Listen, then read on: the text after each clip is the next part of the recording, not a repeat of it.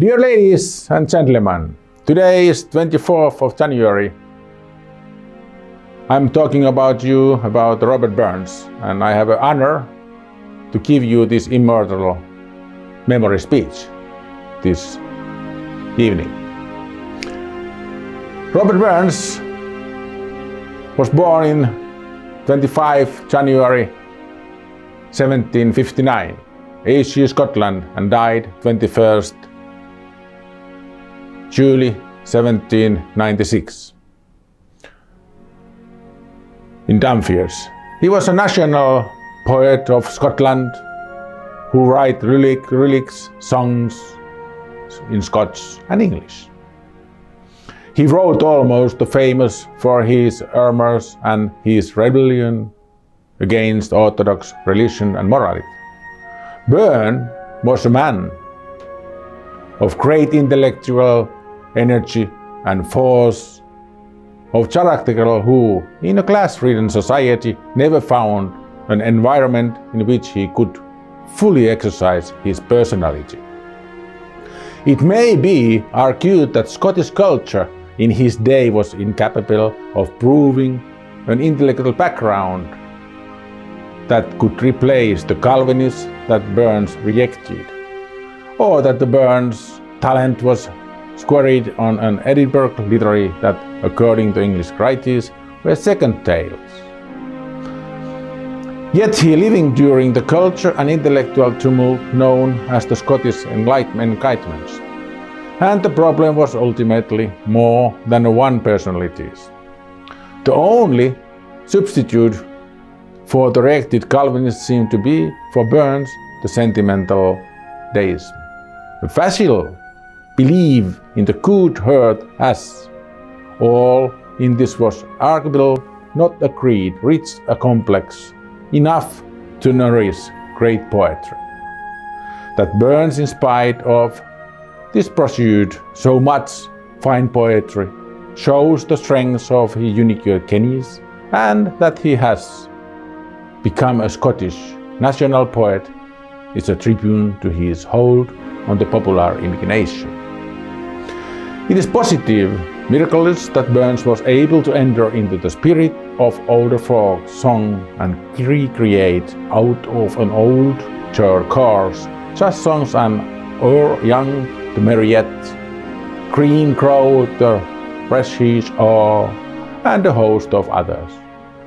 In this uncanny ability to speak with the great anonymous voice of the Scottish people that explain the special feeling that Burns arouses, feelings that manifest themselves in the Burns cult.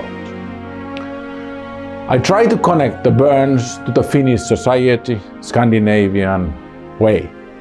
There is a long history, 500 years before the Burns and 700 years today. And I show you the connectivity in here. Everybody we know the King Robert the Bruce. He was a king of Scotland.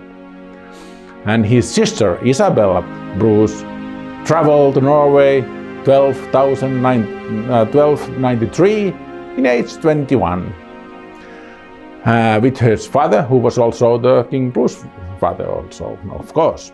And she married the virgin to King Eric. His dowry for the marriage was recorded at the time by Norwegian nobleman Audun Ugleishansson, who noted that she brought precious clothes, 2 golden bowls, 24 silver plates, 4 silver salt cellars, and 12 two-handled soap balls to the marriage. Extremely nice presents. And Isabella was the King Eric's second wife. Unfortunately, Isabella was widowed at age 26 at the death of the King Eric in 1299. They had a daughter, Ingeborg, Eric's daughter of Norway, who married Swedish Duke Valdemar Magnusson, we know in Finland Mauri Ladanovi, and he was a Duke of Finland 1312. And their daughter Ingeborg was a Duchess of Uppland, Öland, and Finland. And it was interesting that when the Valdemar Magnusson, Duke of Finland, died, Ingeborg continued the whole life until his death, the Duchess of the Åland, which means that we have a nice connectivity between the King Bruce and Robert Burns, and how this all connected to today. I can tell you the story about the two kisses and the noble encounter. In Birmingham Hall, there is a sword, state of the King Robert the Bruce, which was used to bestow the knighthood on Robert Burns in 1787. The story told that in the first week of October 1787, Robert Burns, accompanied by his friend Dr. Robert Adair, visited in Clackmann Tower, where they met Mrs. Catherine Bruce, the elderly widow of Henry XIV Bruce at Clackmann, and Jacobite who fought at the Battle of the Prestopans and Falkir with Bonnier Prince Charlie. The Clackmann Bruces were the senior line of the Bruce family. King Robert's sword state was their most prized possession.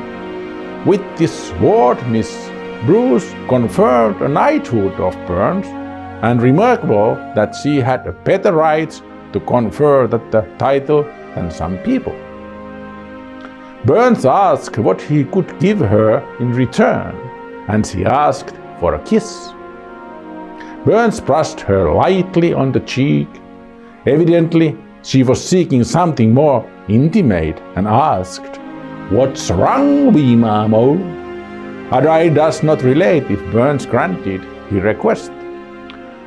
Proceeding to Dunfermline the following day, Burns wanted to find the place where Robert the Bruce had been buried in 1329.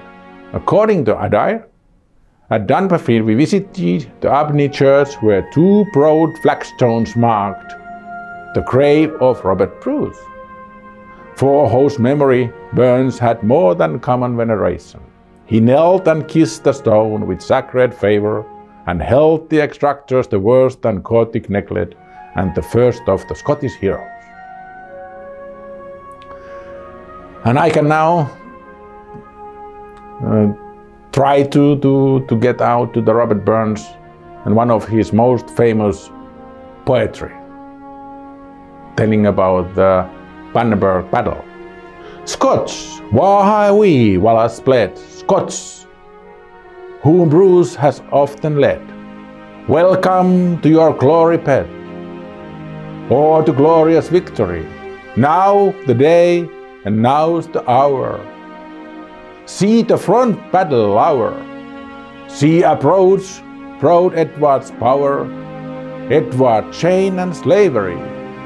Wha will be the traitor, nay, wha can fill a coward's grave? Wha say base as be a slave? Traitor, coward, turn and fly. Wha for Scottish king and law, freedom's sword will strongly draw. Freeman stand, freeman fall, Caledonian on we me. By oppression, woes and pains, by your sons in several chains, we will drain our dearest veins, but they shall be free. Lay the proud as per law, tyrants fall in every foe, their liberties in every blow, forward let us do or die. And now we have a time for the toast, immortal memory of Robert Burns. Thank you very much. Have a nice day.